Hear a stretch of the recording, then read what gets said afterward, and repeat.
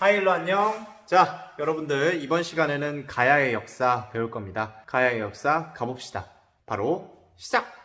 가야 연맹체는 기존 사만의 변한 연맹체가 중앙집권 국가로 나아가지 못하고 또다시 연맹체로 바뀌는데 그 이름이 가야인 연맹체로 바뀌었다. 이번 시간에 배울 겁니다. 변한 연맹이 있었는데 변한 연맹은 부야국이 있던 위치인데 이 지역은요 성장하기 좋은 환경을 가지고 있었어요. 왜일까 살펴보면 낙동강 하류 지역에 위치해 있다라는 특징이 있습니다. 낙동강 하류 지역은 농업 생산이 아주 잘 되는 곳이었습니다. 특히 벼농사가 너무너무나 잘 되는 곳이에요. 남쪽에 있어서 날씨가 따뜻하기도 했고요. 이 낙동강 하류 지역이라는 곳이 굉장히 평야가 넓고 농사 짓기 좋은 땅이 있었기 때문에 곡식을 굉장히 많이 생산해낼 수 있었습니다. 많은 생산량, 많은 곡식을 가지고 있다. 무엇이 많다? 재산이 많다. 즉 변한 지역의 소국, 작은 나라들은 높은 경쟁력을 가지고 있었다라는 특징입니다. 그래서 낙동강 하류 지역 먼저 우리 살펴보도록 합시다. 이게 대한민국 지도입니다. 낙동강 하류 지역이라는 곳은 바로 이 부산 근처에 있는 지역인데요. 자, 이 김해시 부근을 바로 낙동강 하류 지역이라고 합니다. 선생님이 분명히 회색 또는 갈색이 평야라고 했죠. 이곳이 맞네요. 한번 확대해 봅시다. 확대해서 들어가면 다 농사 짓는 땅이죠. 엄청나게 넓은 논이 있습니다. 논. 벼농사. 틈틈이 밭농사도 있고요. 자, 이게 다 벼농사 짓는 곳입니다. 이 지역이 전부. 또한 이 지역도 그렇고요.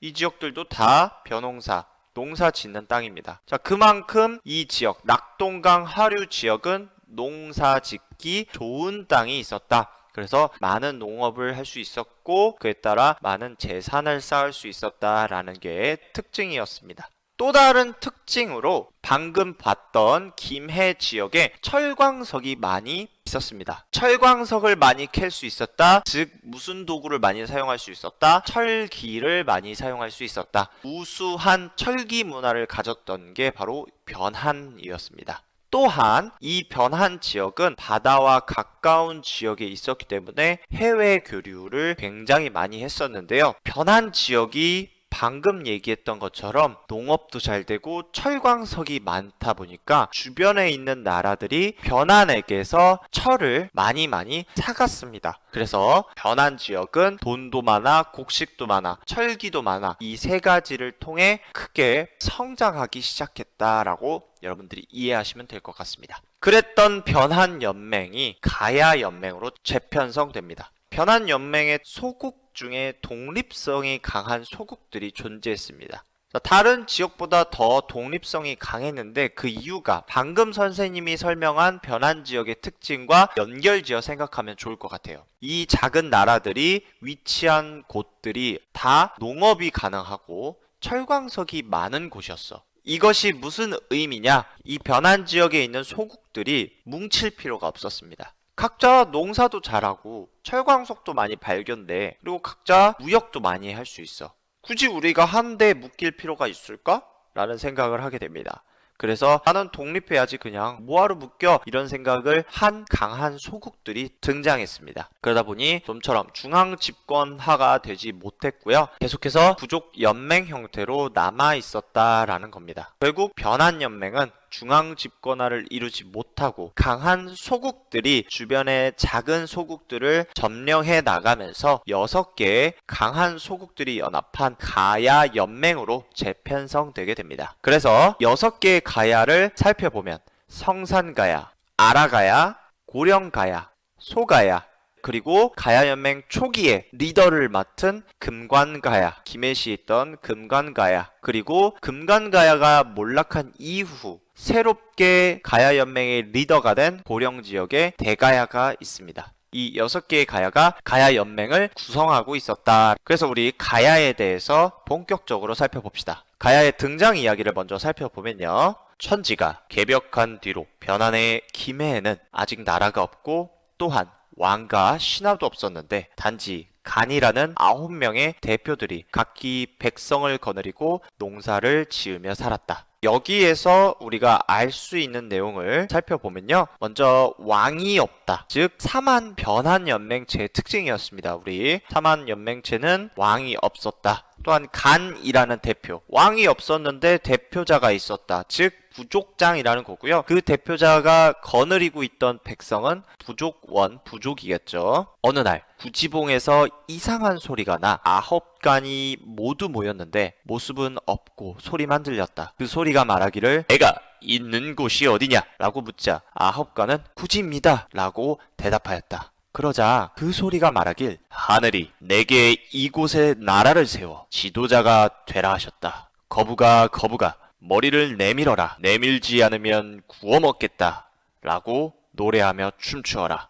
그럼 왕을 얻을 것이다. 라고 하자. 자, 여기까지 끊고 한번 살펴보면 구지봉이라는 곳은 가상의 공간이 아니라요. 지금도 있습니다. 이렇게 김해시에 가면요. 이 언덕을 구지봉이라고 하는데 이곳이 현실에도 있었습니다. 이어서 보면 하늘이 지도자가 되라 라는 말이 있습니다. 하늘이 지도자가 되라고 말을 해줬다. 이거 우리 배운 적이 있습니다. 천손사상이죠. 가야를 대표하는 지도자는 하늘에서 점지해준 사람, 하늘에서 지목한 사람이다. 즉 하늘의 자손이다 라는 사상이었습니다. 그리고 이거는 TMI인데요.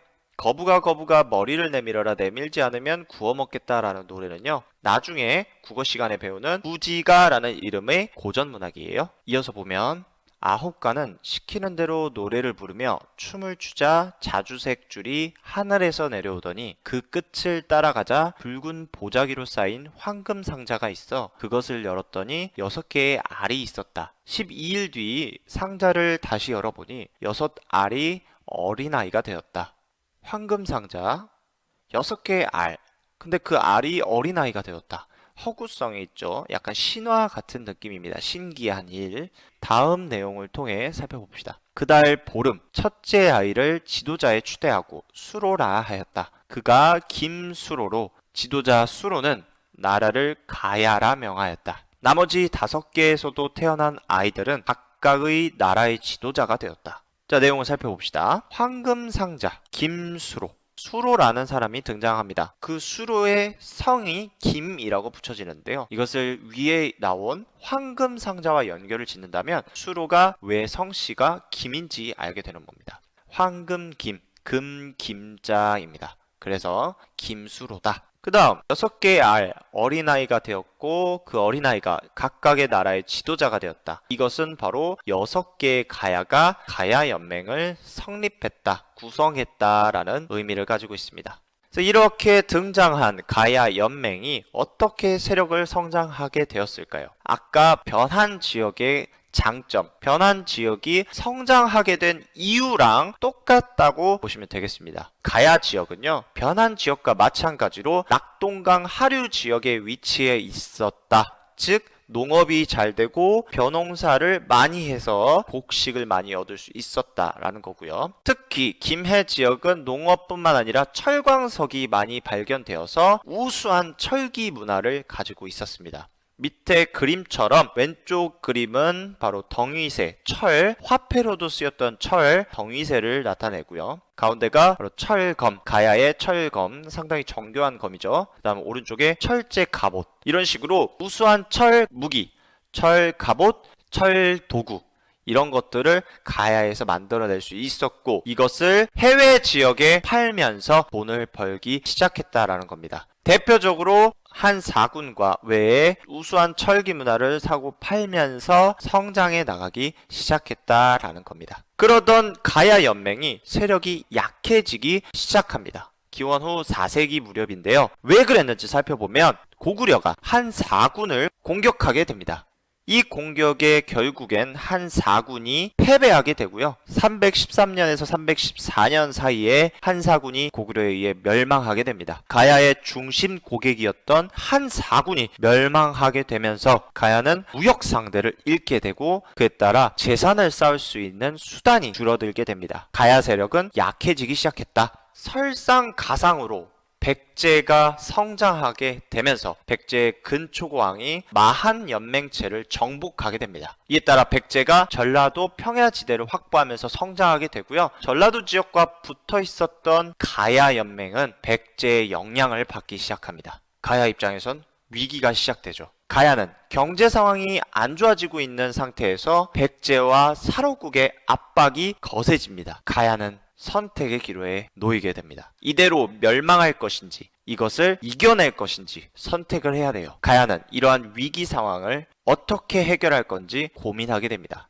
백제와 사로국의 압박에서 어떻게 하면 벗어날 수 있을지 생각하다가 선택한 것이 바로 가야 외연합군 결성입니다. 이 연합군은 사로국의 수도 금성을 공격하게 됩니다. 백제는 성장해 있으니 우리가 신라를 공격해서 멸망시키면 우리가 살 힘이 생기지 않을까라는 생각에서 공격을 했는데 사로국의 17대 뇌물 마립관이 고구려의 도움을 요청하게 됩니다. 당시 고구려 광개토 대왕이었습니다. 광개토 대왕은 사로국의 고구려군을 파병하게 되고요. 그에 따라 고구려 사로국 연합군과 가야 외 연합군이 전쟁을 펼치게 됩니다. 고구려와 사로국, 가야와 외 전쟁. 그 결과는 고구려 사로국군이 승리하게 되고 가야 외군이 패배하게 되면서 이 둘 연합군은 각자의 나라로 후퇴하게 됩니다. 하지만 고구려군이 가야를 쫓아가면서 당시 가야 연맹의 리더였던 금관가야가 크게 피해를 입고 몰락하게 됩니다. 이에 따라 가야 연맹의 리더가 금관가야에서 대가야로 옮겨져 갔다.